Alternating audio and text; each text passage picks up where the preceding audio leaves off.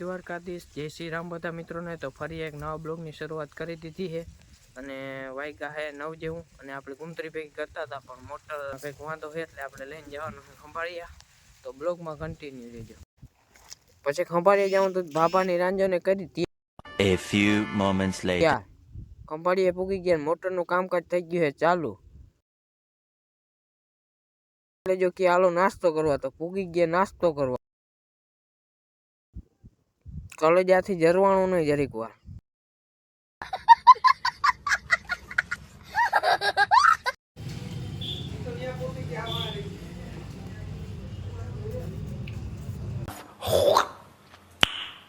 Nice.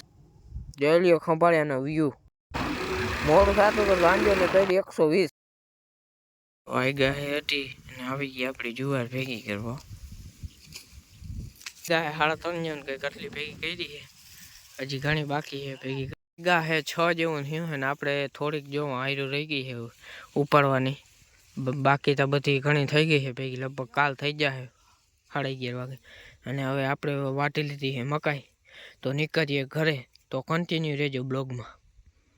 એટલે મિત્રો પાછા ઘરે આવી ગયા, મકાઈ બકાઈ વાટી લીધી. ગામમાં થોડો બટેકા પૌવા કરવા સામાન લેવા, તો નીકળીએ કન્ટિન્યુ. અને મિત્રો ગામમાંથી પાછો આવતો રહ્યો અને પૌવાની તૈયારી ચાલુ થઈ ગઈ છે, તો બ્લોગમાં કન્ટિન્યુ.